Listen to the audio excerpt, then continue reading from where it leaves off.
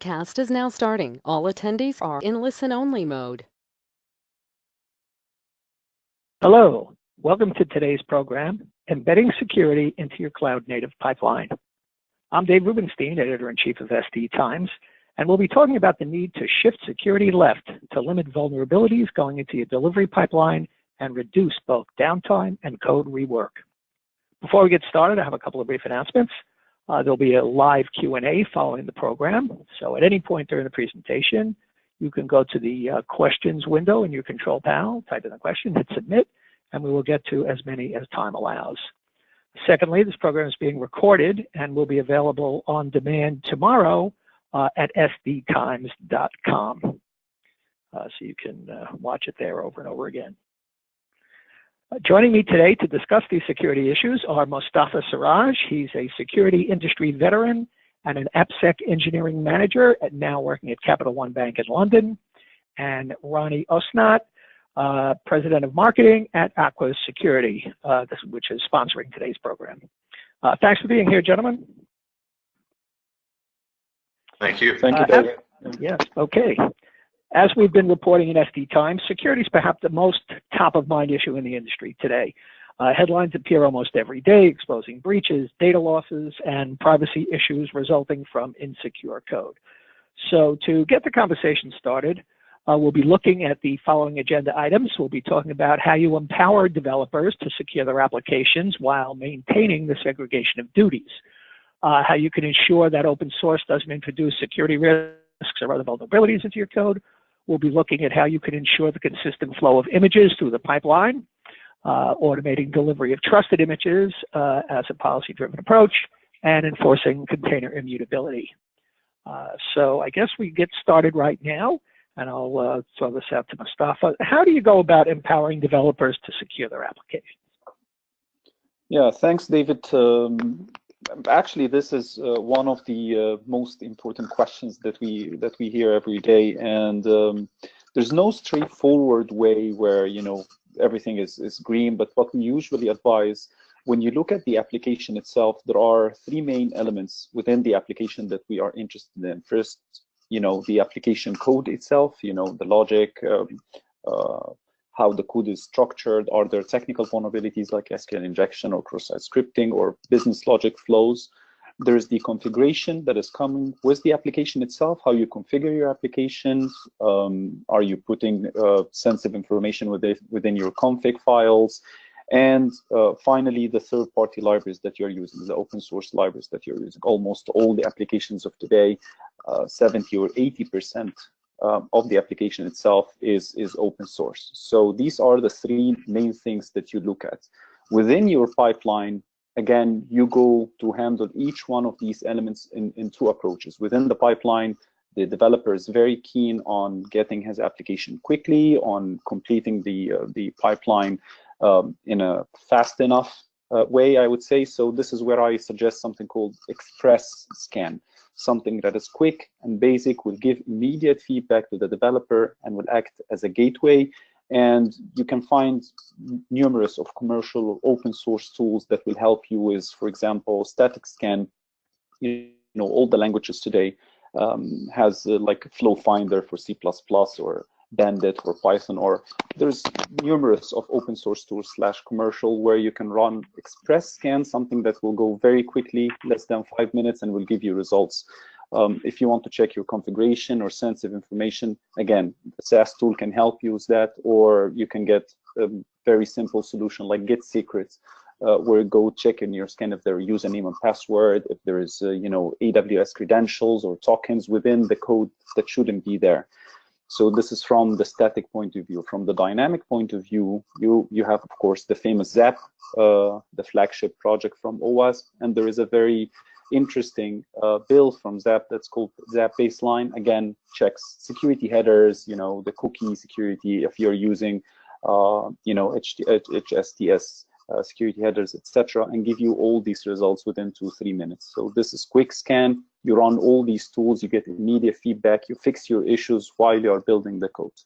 And then you go to more comprehensive way, and this is where you run, full-fledged scanner against your code, against your third-party libraries. you can manually scan, but this is not going to stop the gateway. So you run these quick tools to give immediate feedback, then you let the application, once you are confident enough with this quick scans, and then in the background, you do more comprehensive analysis, dynamic, static, maybe manual.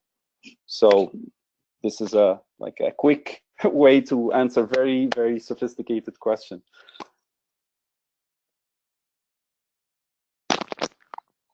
David, I would add a couple of things to this.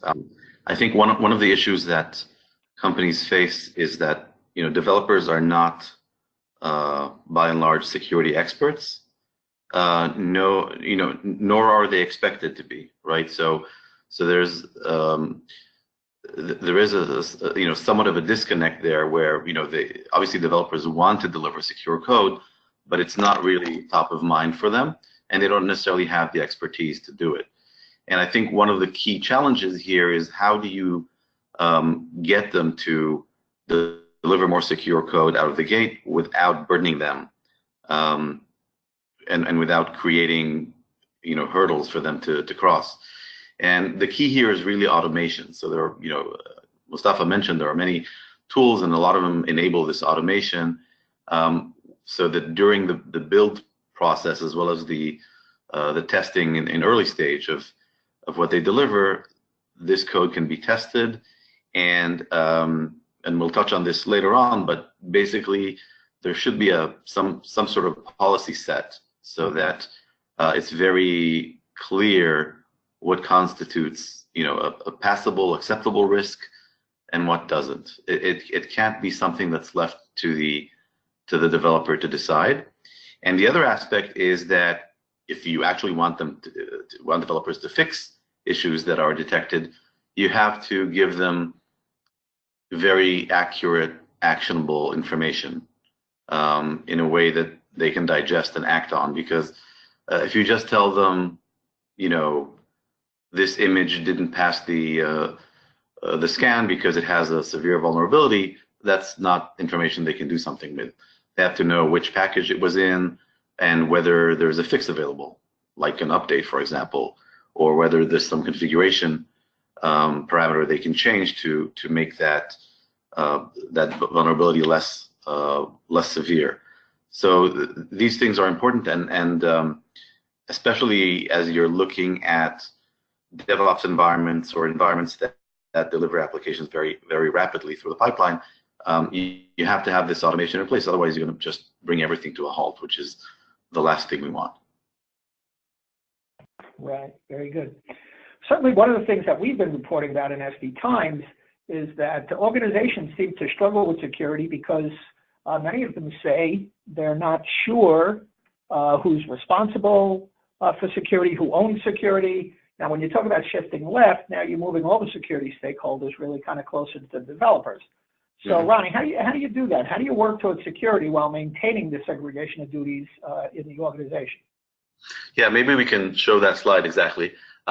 So this is not a model or maybe this is a model. It's not the model for maintaining segregation of duties. But what happens when you shift left is, as I said, developers or DevOps actually become an extension of your security operation. So you need to empower them to do things on behalf of the organization in terms of security. This doesn't mean, however, that they own security, right? I mean, there's still, the responsibility still lies with these security and compliance teams. It's something that is their job. It's their priority. This is what keeps them up at night, and this is also what might get them fired if things go wrong. So, so it's exactly the kind of environment that requires a change in how you manage things from an organizational standpoint. And there are many stakeholders involved. I mean, there could be more than the ones listed here, but basically, we're looking at there should be a difference between those who create the policies and enforce them or supervise their enforcement, and the ones who implement them and translate them into specific actions. So this is more from a governance standpoint. From a segregation of duties standpoint, again, it's important to understand that when you're talking about cloud native applications, like the ones enabled through containers, or when you're running Kubernetes clusters, there is a lot of power being shifted towards developers and operations. Because, for example, if before you would run applications on very tightly controlled production environments where the OS was hardened and everything was really tightly controlled by SecOps. When you're talking about container images, you can embed base images that are OSs in their own right. So suddenly, if you have a vulnerability in the base OS, it doesn't matter what VM you're running this on, you have a vulnerability there that can be exploited. That's one example. Another example is if you're looking at a lot of Kubernetes deployments today, there is no built-in segregation of duties. The Kubernetes cluster admin is all powerful, and they can bring things up and down. They can determine what policies are being run. They can change policies. They can disable audits. They can do all sorts of things that we would never dream of in other types of infrastructure in enterprise environments. So segregation of duties is a principle that is not going anywhere. It still has to be maintained.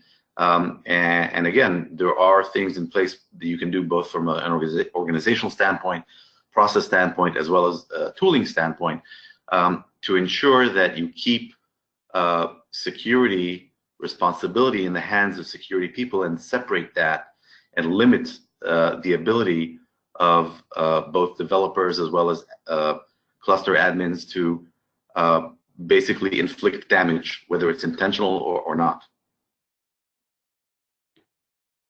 Yes, excellent. So I just wanted to circle back to a point that Mustafa had raised earlier about the use of open source or third-party code components.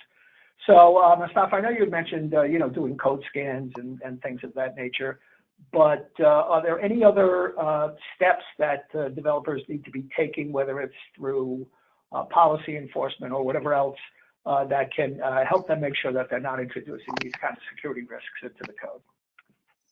So yeah, in general, I would classify the open source vulnerabilities as the most serious, because for hackers, they are the low-hanging fruit. Again, if you think about the application code itself, to a big extent, it's dynamic. The hacker, need to find where is the vulnerability, need to do a lot of testing to find a potential vulnerability and start exploiting it.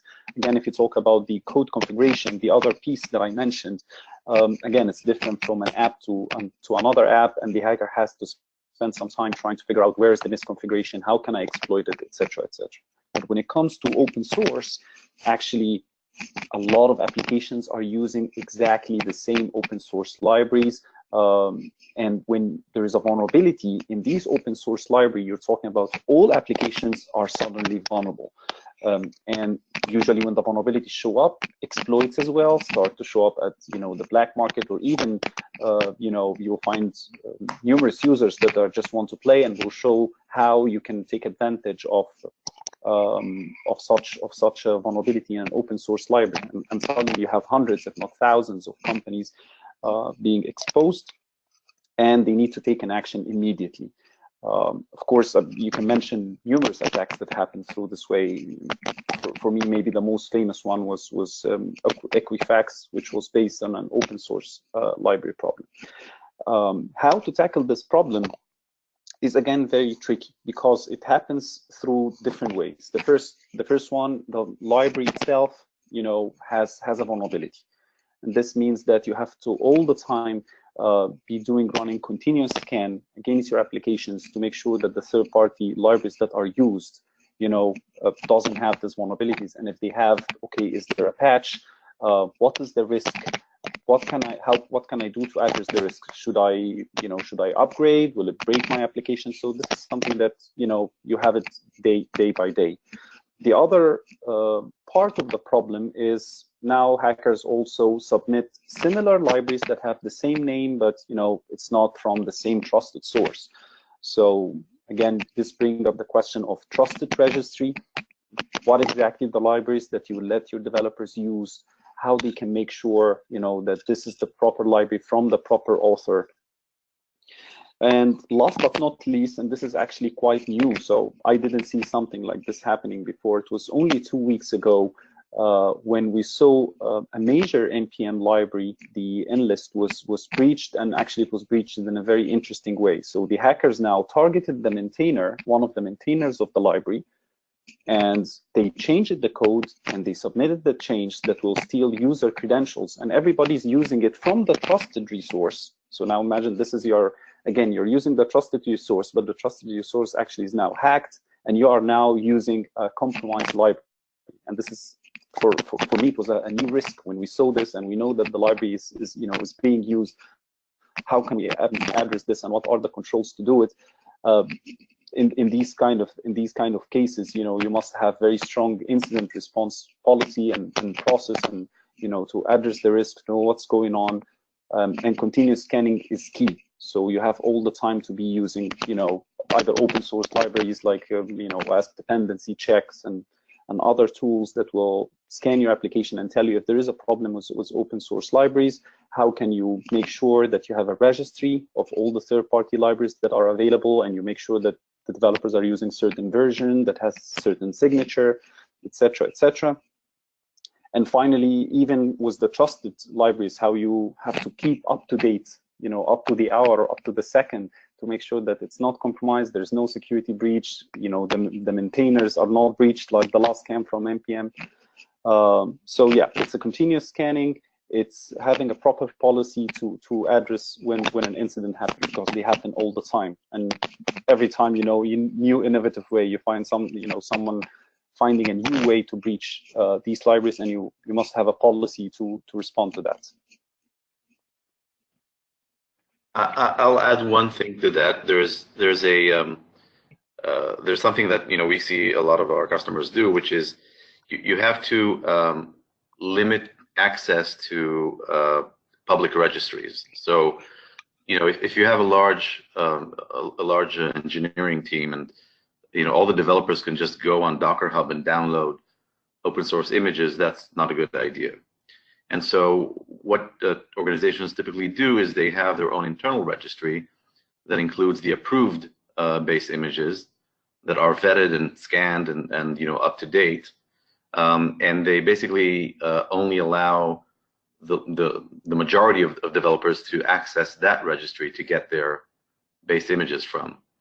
So they don't, it's not the Wild West where you have like people just using whatever base image they want. You enforce the base image policy, and you restrict access to public registries and only allow access to your internal registry, where you selectively gather the open source components.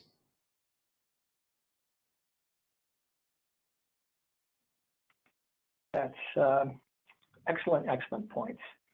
So I want to remind our attendees now that if they want to begin submitting questions for the Q&A that's going to follow the presentation, they can do it by, again, going to the questions panel, window in the control panel, and submitting the question that way.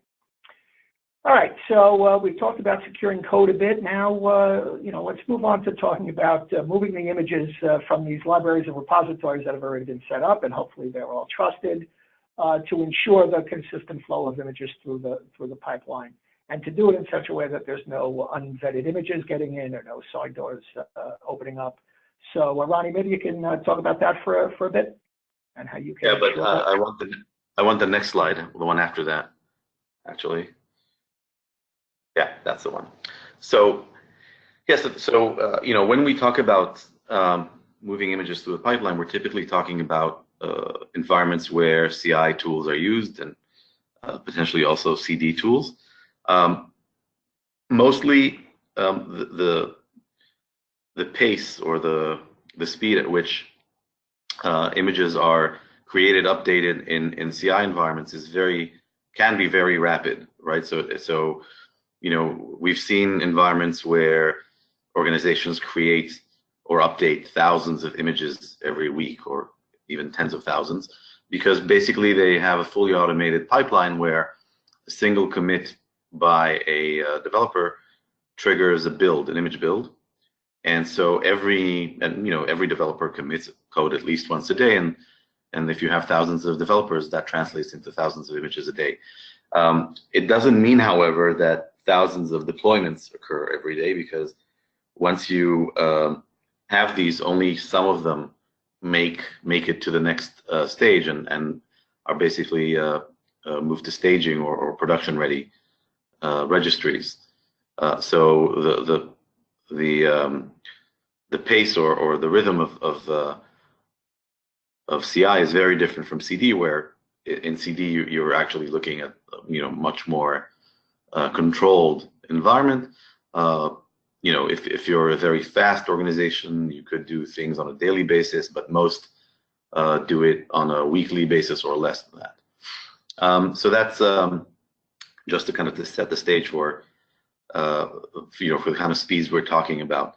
And of course, there's a variety of tools out there. Jenkins is very widely used, but there are other tools like Bamboo, GitLab, VSTS from Microsoft, and TeamCity, and so forth. When we look at this from a security standpoint, we need to make sure that security plays a part in gating this process. So, basically determining what makes it to the next step, as well as ensuring that the whole pipeline itself is secure, that it can't be, simply bypassed.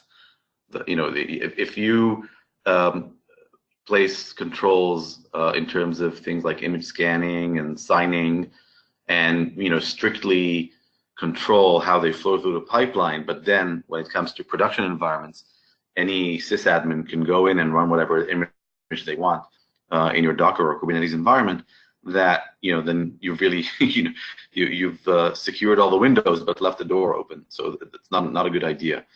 And the kind of risks we're talking about are not just vulnerabilities or known vulnerabilities per se.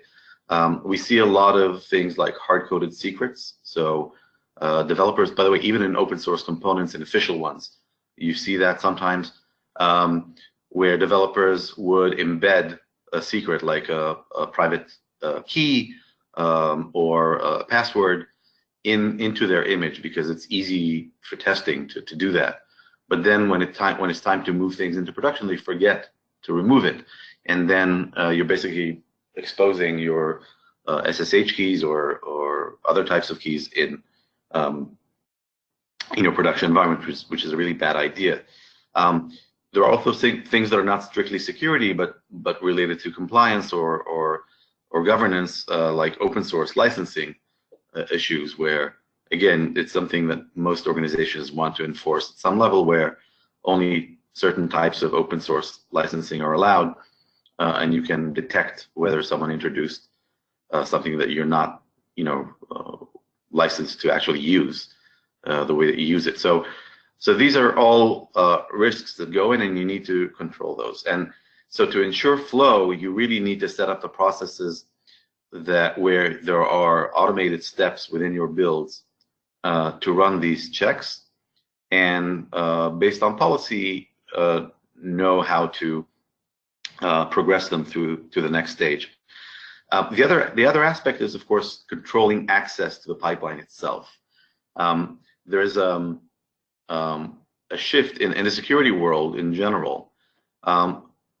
Developer or development environments are being targeted more and more by attackers. Mustafa mentioned that breach that looked at the maintainer of that open source, or the targeted maintainer of that open source library. But we also see, social engineering attempts made on developers, etc. And the reason is because over the years, enterprises have really invested a lot in locking down their production environments, but development environments have been fairly liberal and open, kind of a hard outer shell, soft interior type of environment. And so if you manage to penetrate that through social media or other social engineering or other types of abuse.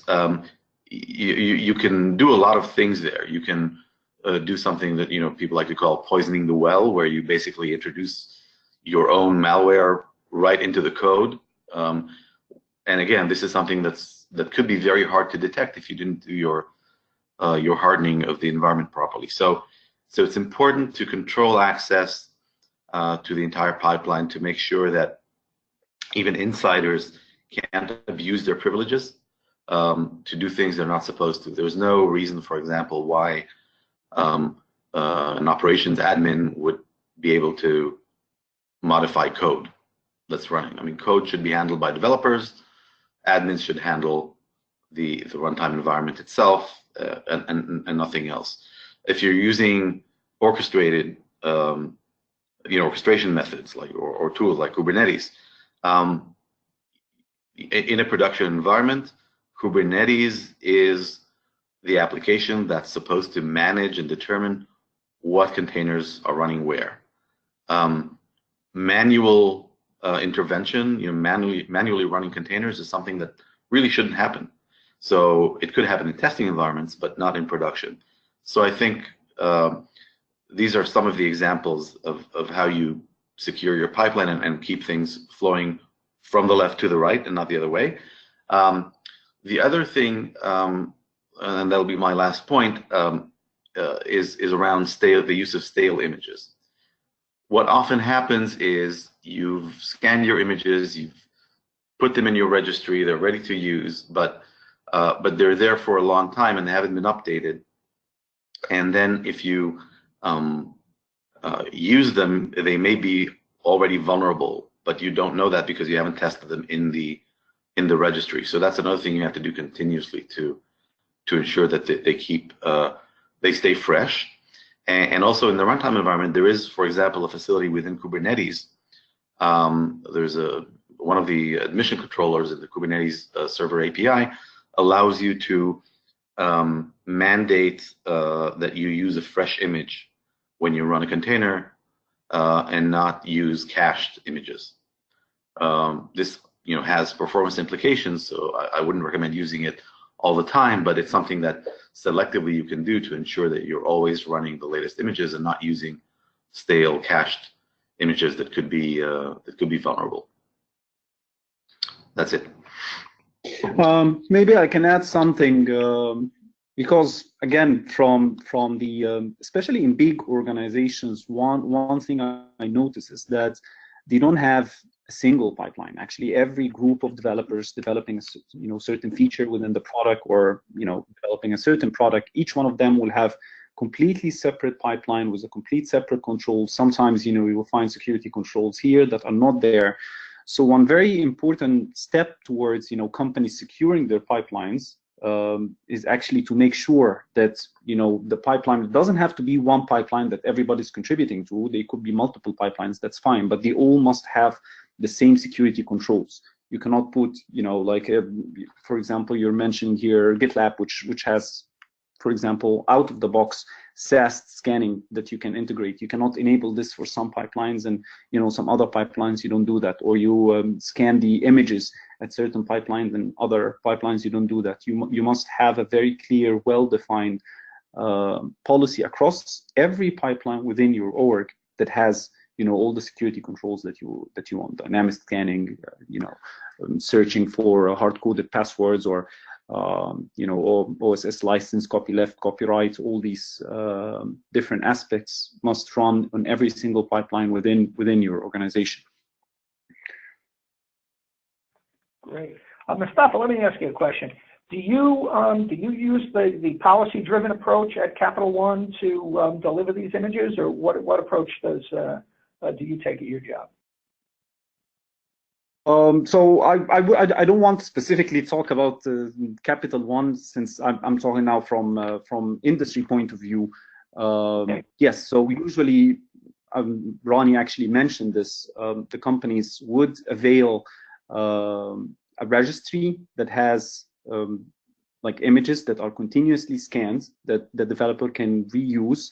Another very important step is not to let a single developer, go through all this journey by himself. So there should be a very strong peer review policy. So every line of code that is written always had 4 eyes looking at it, not only 2 eyes.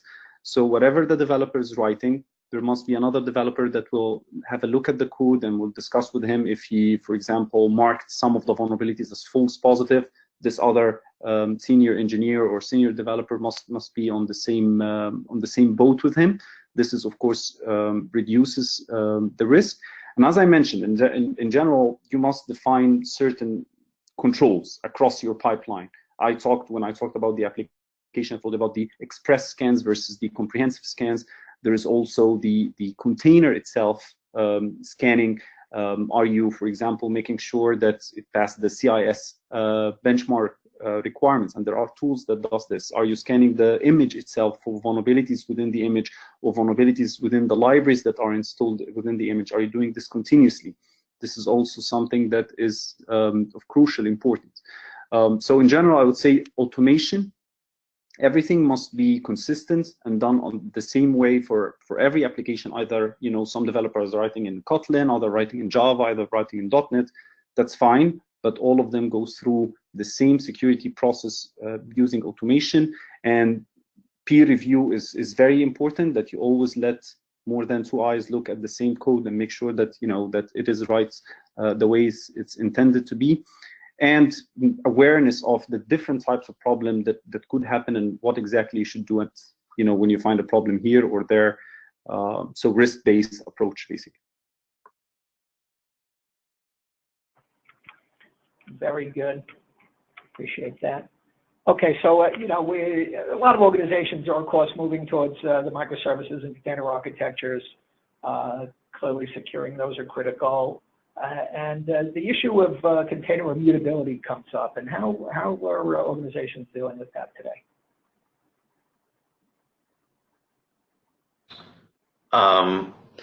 So I'll take that. So one of the promises of these technologies is to enable immutable infrastructure.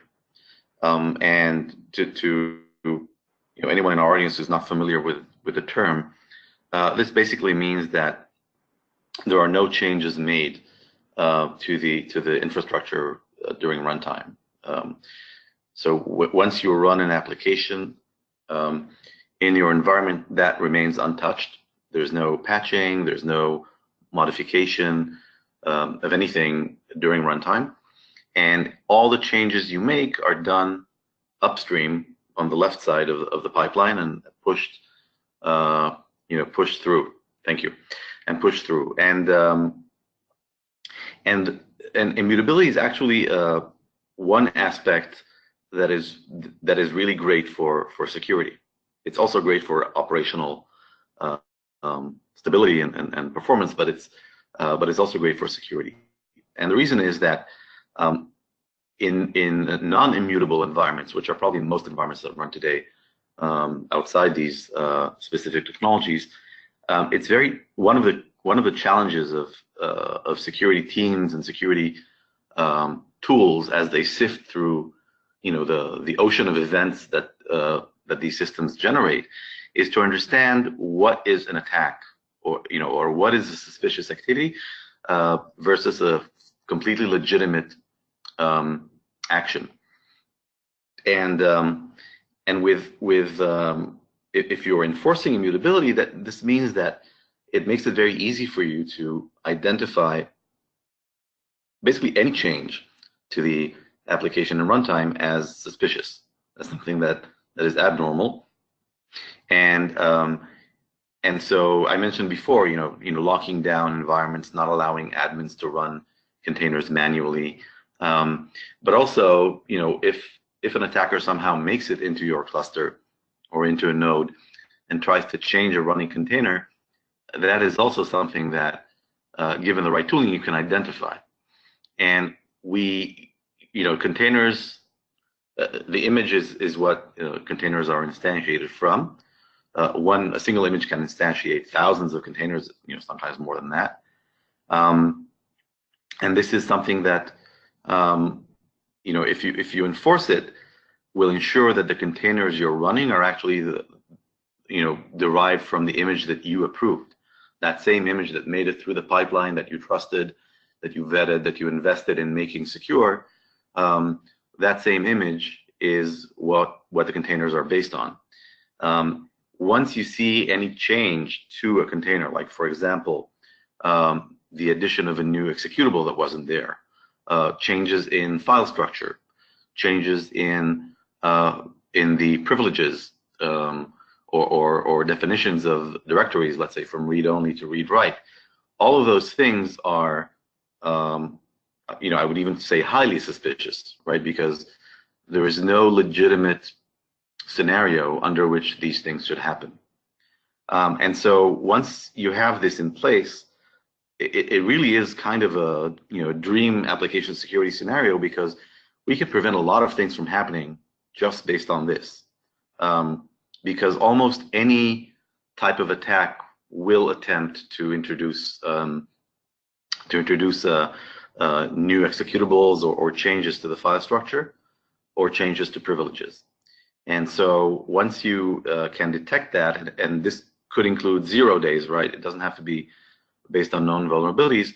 If you detect that in time, and if you can also automatically intercept it or block it, this makes your applications a lot more secure. And remember everything, and remember that all these things are at the container level. So it's not even your entire executable, your entire application. It could be one microservice that sets off this alarm. So it's actually a very a huge benefit of containers to be able to run them and maintain them as immutable.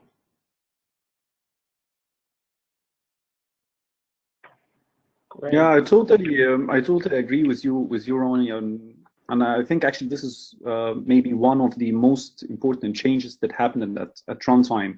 That there's no any more SSH access or admin access, to your machines or to your containers. There's no way that you can modify your application. This should be the company's policies. Remove any sort of administration, admins, SSH access to the containers, and make sure that everything is happening upstream. So basically, whenever you see a change, you know for sure that this is an attack, because you don't have a way to access actually your machines or your containers once they are in the runtime. And this is a very good industry practice for the people that are using pipelines. So yeah.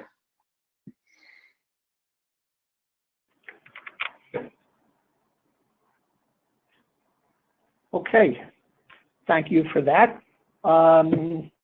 This has been great. We've touched on a lot of really good topics here today, and we want to now open it up to our audience to take some questions from them, and we have quite a few already. So let's dive right into that. Shall we have a start out there, and whichever you guys wants to take it first, go ahead, and we'd like to hear your thoughts from both of you, of course. So the first one goes back to the question of using open source code. And the question from this attendee is, what should be the strategy for those open source libraries that have vulnerabilities but no secure version available? Yeah, that's something that we actually see all the time.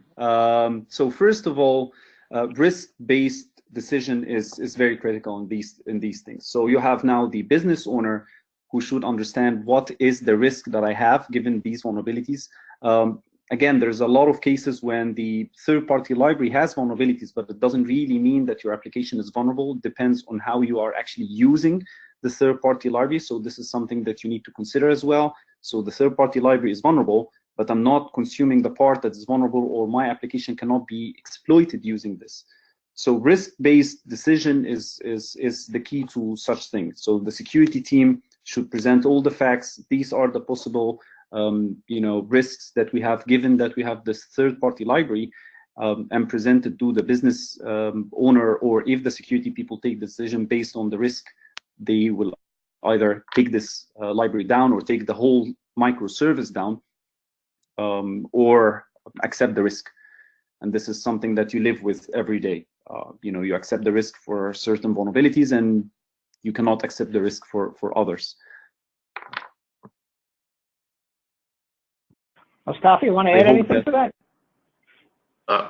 Ronnie, I'll add it. Yeah, I mean, I completely agree. That's exactly how it works. I mean, it's not a black and white decision. As Mustafa said, once you, in certain context, what may be one man's severe vulnerability may be another man's, negligible vulnerability, depending on the context of the application. There are things, for example, there are vulnerabilities that are only relevant if you're exposed to the web, but if your entire application is not exposed to the web, it's air-gapped, then that vulnerability will not affect you that much, if at all. Let's say the risk of exploit will be extremely low. The other thing is that there are mitigating measures you can take, even if you accept the fact that you have a high vulnerability or high severity vulnerability in your application.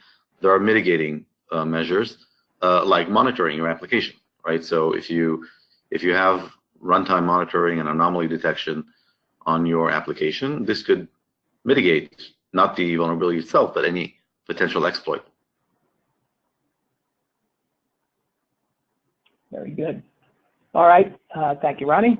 So the next question is, beyond Zapp, what other open source dynamic scanning tools have you seen success with?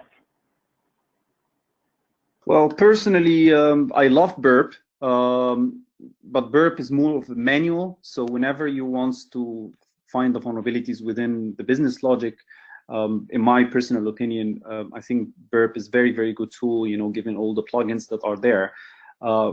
If you're talking about automation or something that you can run through the APIs, you can do this with Burp, but in this case, Zapp is much more powerful and well maintained.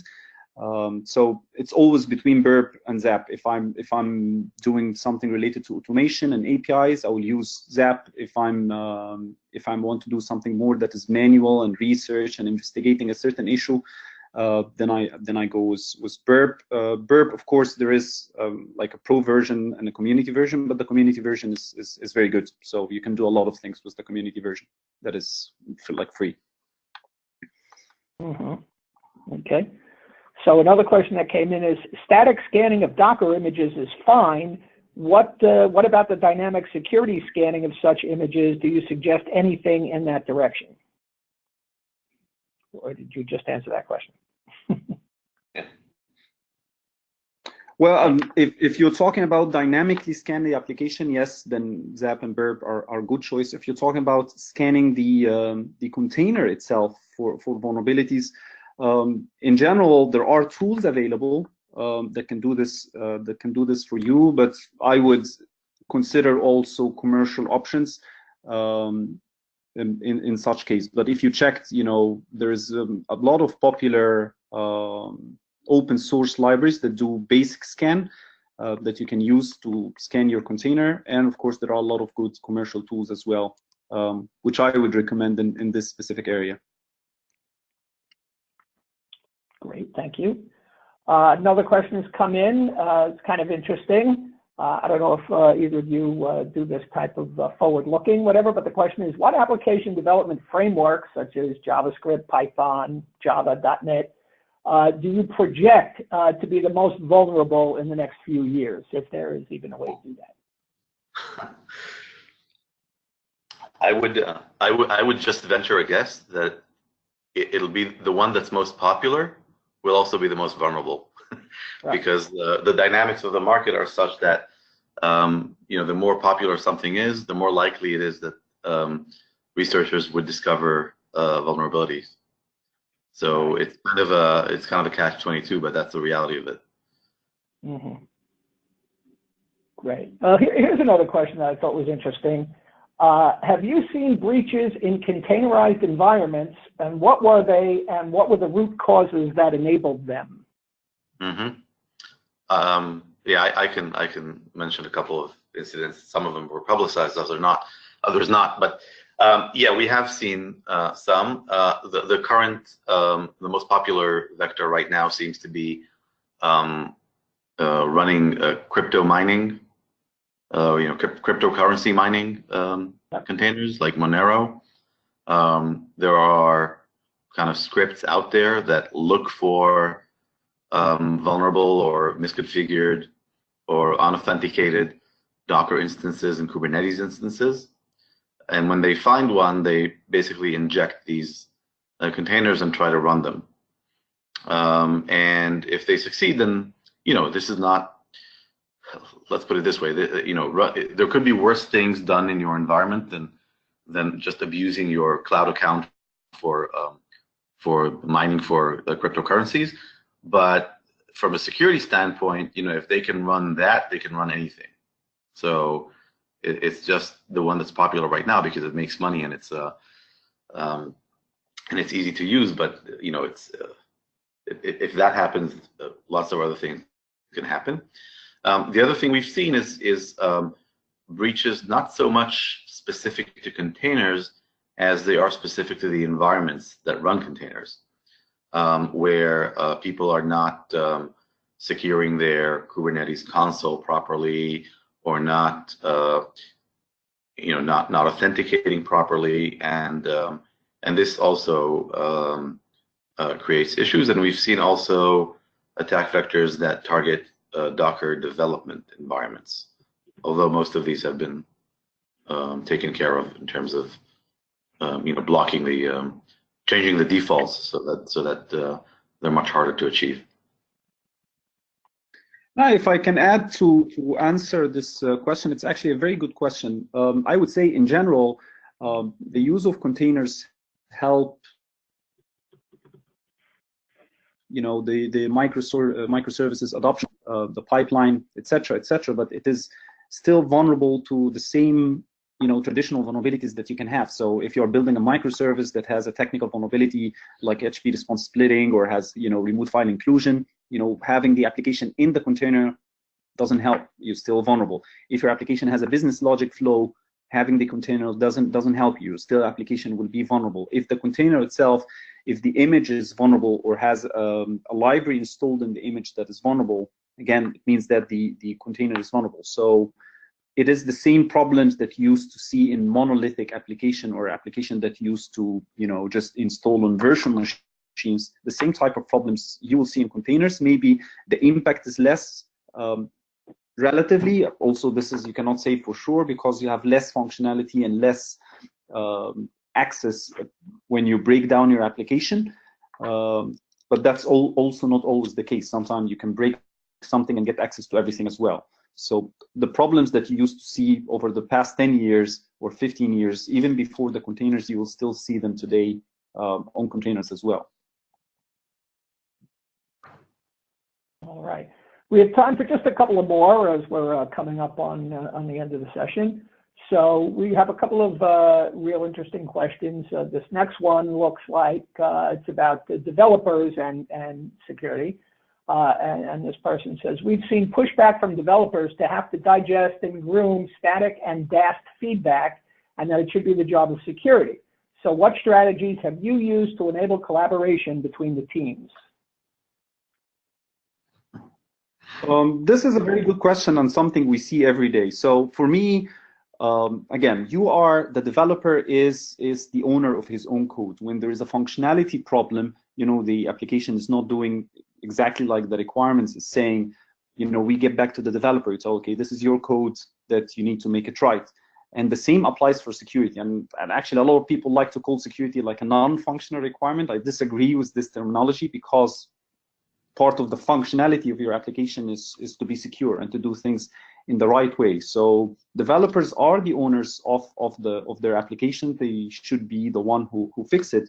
And the security team should always be there to support them, to help them understand the issue, maybe to share with them what the developer is planning to, how he's planning to fix, and the security team is helping. But the ownership at the end, now with the DevOps, you say, you build it, you own it, you can add to it, you build it, you own it, you secure it. Because it is now the developer is the owner of the application end to end, including security. Yeah, I know that this is philosophical part, and there could be different opinions. I don't know if you, Ronnie, share with me the same opinion. I completely agree. Yeah, I completely agree, and I think we're in the middle of a process that is shifting that that responsibility into the developers' hands. And I think it's very similar to what happened with QA some years back. It used to be that companies would develop, developers would develop, then throw the code over the wall to QA, who then had to make sure it's bug-free and it does what the spec demanded, and that created a lot of unnecessary cycles. So as agile methodologies evolved, QA is much more embedded now into the ongoing development effort, and I think that security is undergoing the exact same process. So I think 5 years from now, it'll probably be unimaginable to for a developer not to have some basic security best practices and methods embedded into their daily work. That it's inevitable that this will happen. Mm-hmm. Very good. All right. Well, that brings us to. Go ahead. Sorry, go ahead. David. I didn't mean to cut you off. One last thing to make sure that this problem doesn't really go so big is what we're saying from the beginning. Shift things left, scan as early as possible. The earlier you scan, the earlier the developer will realize that there is a problem. First of all, he will fix it, but he will also make sure that he doesn't produce similar vulnerabilities, in the next few days or weeks. So as early as you can, you scan and you share the feedback with the developer. Now you see the vulnerability, they fix it, but the way they write the codes tomorrow and after tomorrow is much better than yesterday. It's very different than when you scan at the end and you send them a report of 2,500 vulnerabilities, and then you tell them, now you need to fix this. It doesn't work. This is when these struggles happen and they say it's the responsibility of security and business get involved and everybody's unhappy. If you did security scanning early, very early, while the developer is developing his app, it's easier to fix. He just wrote the code right now. He knows where's the problem. It's just one line that he needs to change, and things are much more positive the earlier you do your security scan. Great. Those were some really good questions, and I appreciate the way you guys took those on. So I would like to now take the time to thank Mustafa and Ronnie for their time today on this presentation. And of course, we want to thank Aqua Security for sponsoring the program. I'd also like to thank all of the attendees. Thank you very much for joining us today. I hope you got a lot out of this. I know I did. As I said, the questions that we didn't get to answer probably will be answered offline in a short amount of time. Once again, thanks everybody. I'm Dave Rubenstein, Editor-in-Chief of SD Times. And so long until next time. Take care.